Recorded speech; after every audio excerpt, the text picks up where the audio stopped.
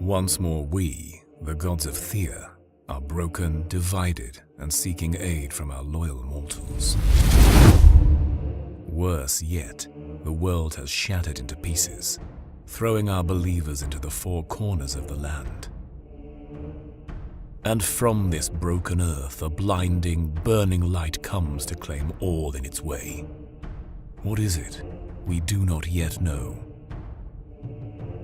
So make sure you have strong and valiant followers, unafraid to face the trickster demon in a haystack, a long winter night infested by darkness, or the clutches of a kraken in the depths of the seas. Remember to care for the future of your flock, the young ones who may one day become your champions too. Teach them. Take them on your travels so they grow strong. Then throw them into the hands of fate to see if they emerge an adult or perish. We are always stronger when we act together, brothers and sisters, so we may form a new pantheon and together destroy whatever danger seeks to take this land from us. Do not forget to send Theodore to aid your followers in their quest. He will carry the cosmic seed, our divine gift that allows for the setting up of villages or making outstanding equipment that will aid our cause.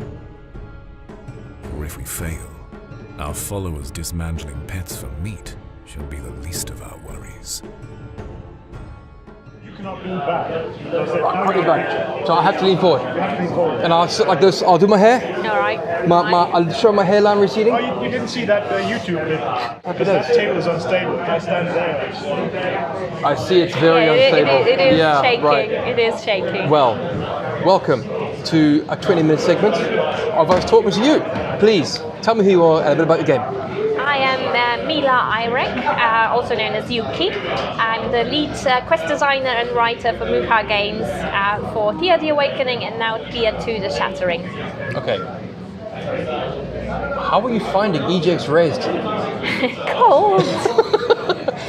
It was warm last week. I apologise for the weather. I know. I can't believe it. Like, my friends just left, they were visiting me, and it was great. I showed them Stratford and everything, and it was lovely, and now it's like this. So, could you tell me a little bit more about your game? So it's a hybrid game. So it is a 4X turn-based strategy survival role-playing game with card game mechanics, and it's all set in a dark fantasy world inspired by Slavic mythology. So slightly different in that respect from your typical fantasy. What is the difference between Slavic mythology and Norse mythology? Because everyone knows the Norse mythology from the Marvel sort of cinematic universe. Of course. In some ways, it's very similar. I think they all have similar roots. But you just meet different gods and different creatures. So you got I think the most famous one would be the Baba Yaga. She's like your typical Slavic witch. But you've got gods like Svarog, who's a sun god.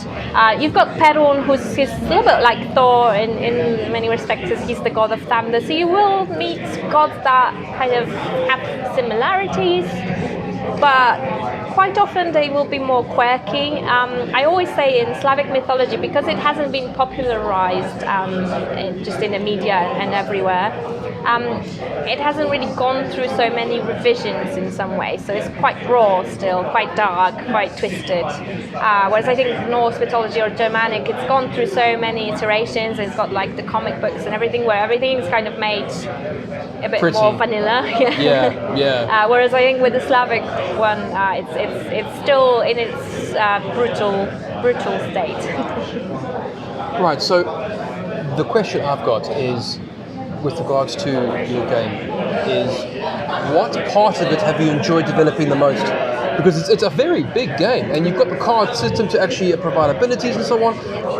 What about that dynamic did you enjoy making about it? Why? It's such a hard question. I think so each one, we're a team of 6, although we made most of the game in a team of 5, and each one of us has their kind of department that we specialize in. So I have to say that the part I enjoyed and dreaded most is obviously the story and the quest design. But what I actually liked then bringing it all together is working with the team so that my story then works with all the other mechanics. So for example, for the exploration, I have in my quests I have triggers based on terrain types. So we're kind of integrating my story with how you explore the map. Or with the weather system, I can also trigger events when it's raining or so on.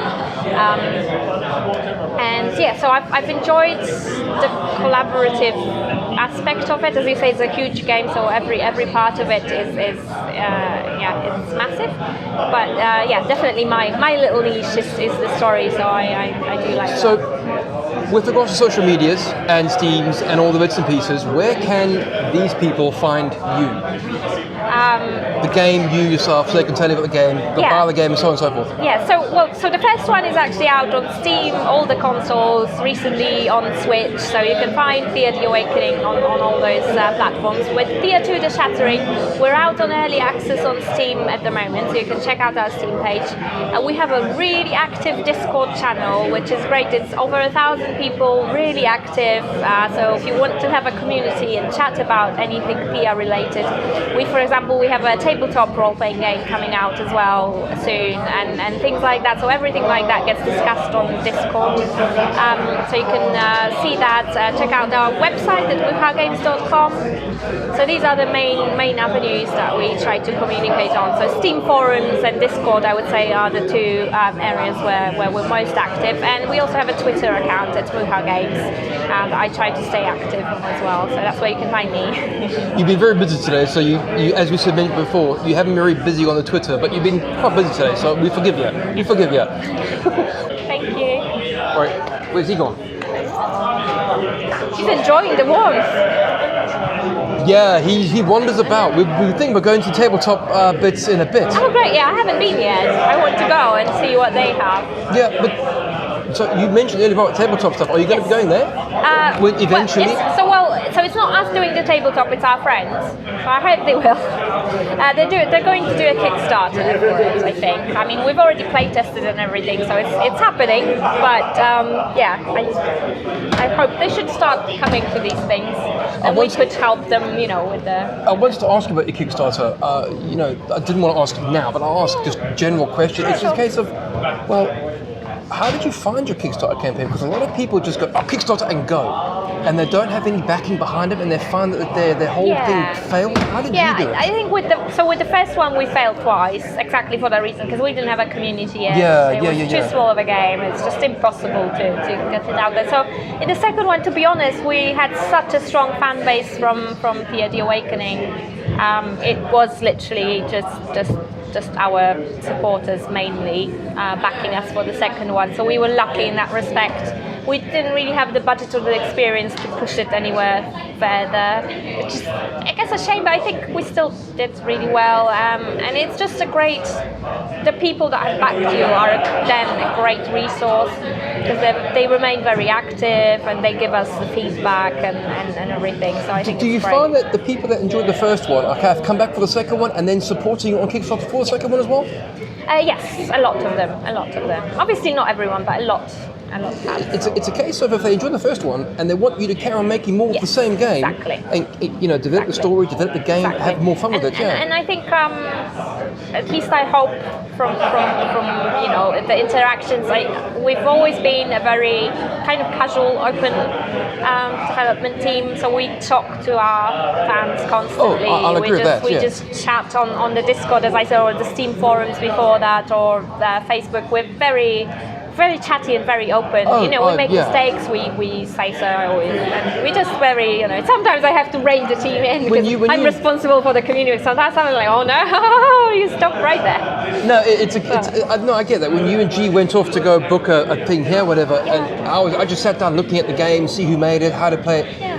Your guy came along and just sort of talking, open and normally you get people that are quite sort of introverted, but you guys seem to be quite extroverted and just want to share the game with everyone. I think so. We're just very enthusiastic, and I think that paid off for the Kickstarter for us, because so in Thea 1, we had this thing called Coffee for Coding because we do our DLCs for free. But we had so many people say to us, we want to support, we want to give you money. So we were like, oh, all right then. So we made this DLC that, it's obviously, we still give artwork. So we give the cards game artwork from Thea 1 in the DLC, but it's our only paid DLC is the one that actually isn't anything to do with content, but it's for people that said that they want to support us.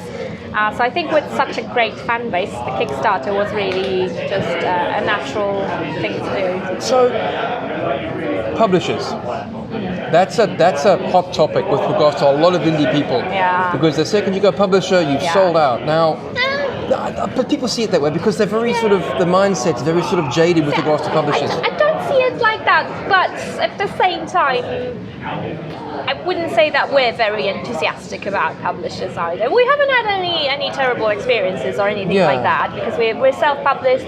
We actually worked with a publisher for Thea 1 for box sets and stuff, and they were lovely people. But I think for us, because we are in the good position that we can invest our own personal money into the game, we don't see the return, the percentage they want.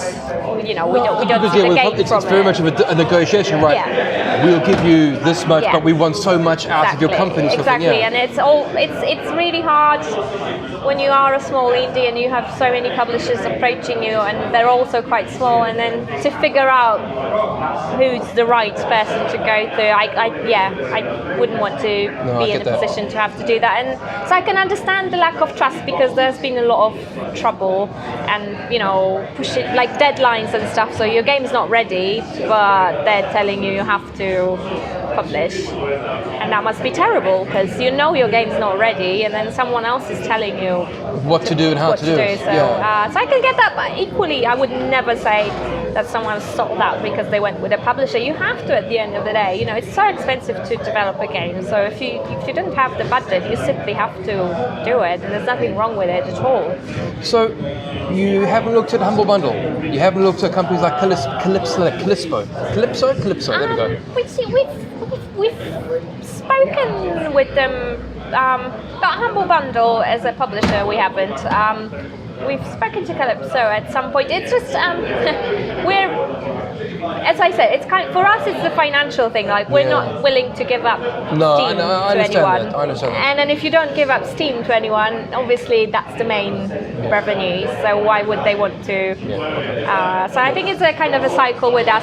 But as I said, that's only because we're lucky enough and crazy enough to risk our own money to develop the game. But you're doing it well because you've made a second game and everyone's loving it. Yeah, hopefully, yes, hopefully. Yeah, well, thank you very much for talking to me today. Thank you very you. much, and we'll see you later.